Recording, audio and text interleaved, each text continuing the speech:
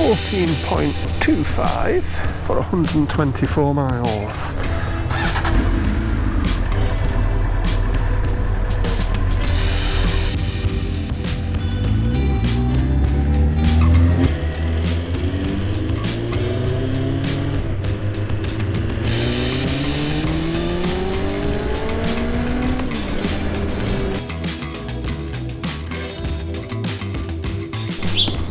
Owning a Fireblade is really great, and I've enjoyed every one I've had, and I think this one's my 4th one.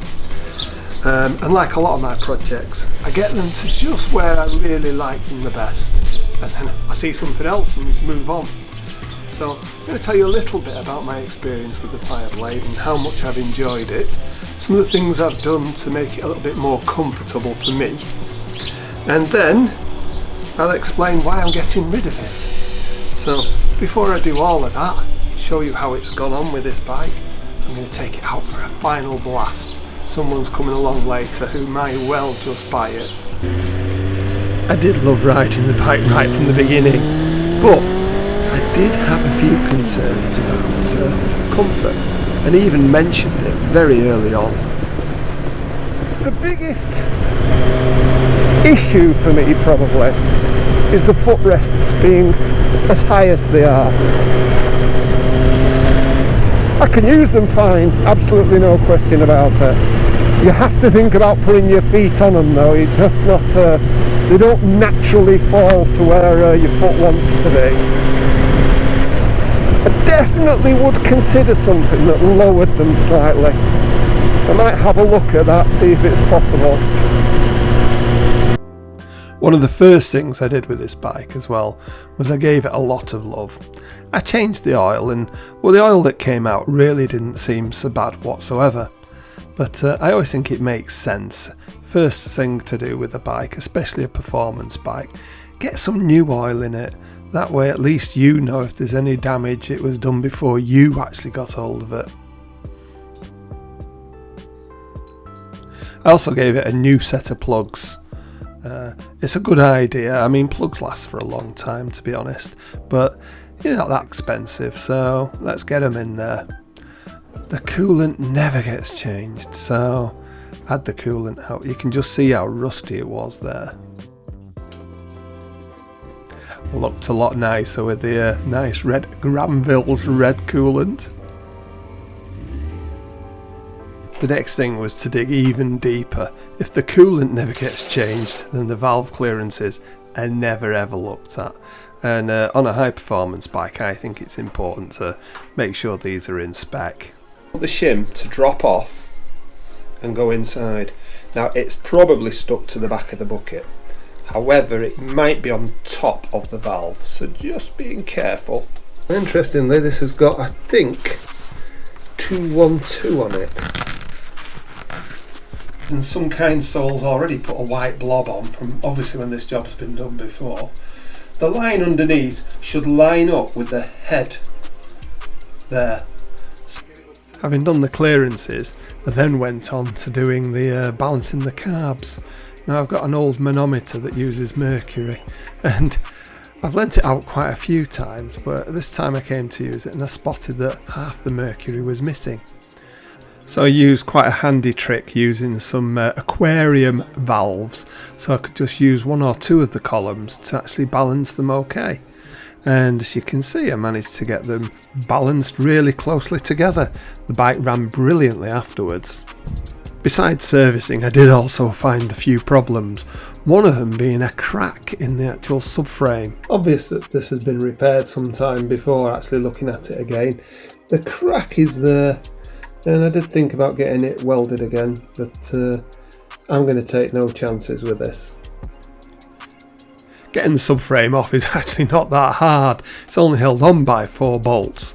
However, there are so many things that hang off it, such as the under tray and the ECU and wiring, so it did become a bit of a task.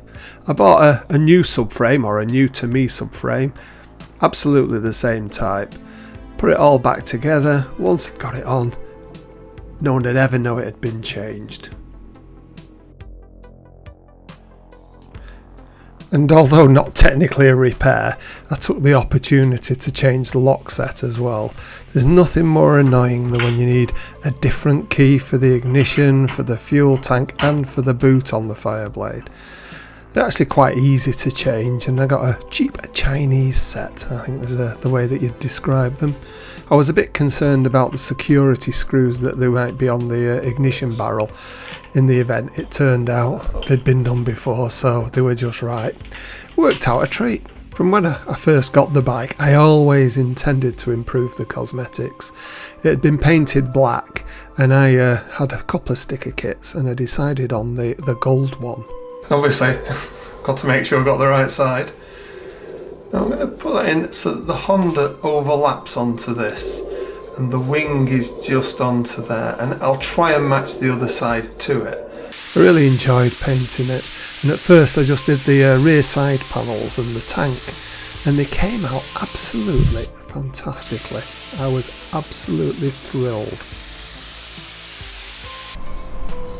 I didn't intend to go on to do the rest of it straight away, but I was so inspired by how it looked now. I went on next couple of days and I did the actual fairing, which was a lot more complicated.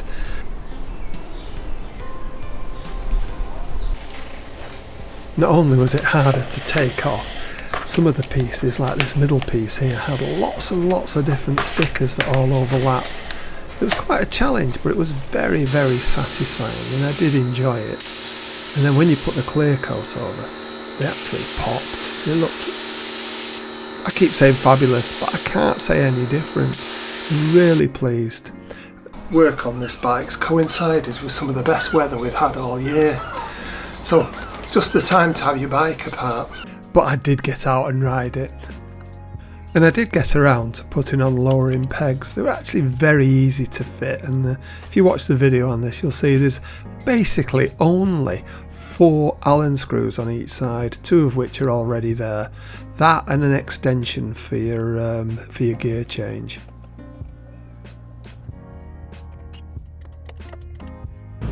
It's at times like this that the footrests really come into their own. Put your feet down, but when you put them back up, you don't even have to think about it. The only problem on these kind of roads is you can go into racetrack mode, and it's really not a good idea. Well, that was brilliant. As usual, I always feel the bike's asking a little bit more of me than I can give. Certainly the performance of these old blades is nothing short of amazing. I'm surprised I managed to keep my licence, to be honest. So, why am I getting rid of it? Well, I'm of an age and a size where it isn't the most comfortable bike for me. As I showed you, I have tried putting the lowered footrests on, and that does make quite a difference.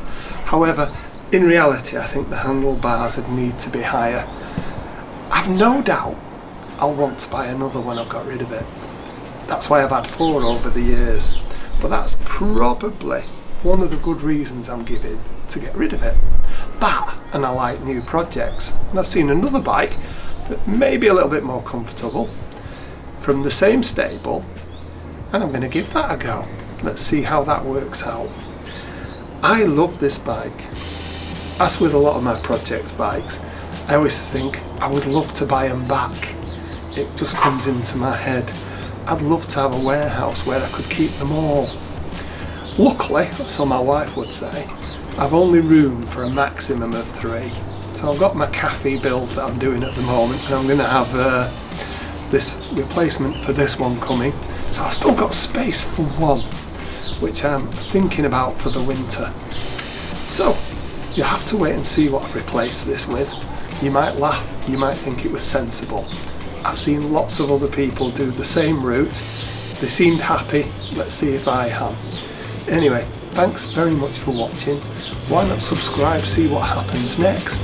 And if you're interested in the old cars and the bike stuff that we do, why not, just keep watching along.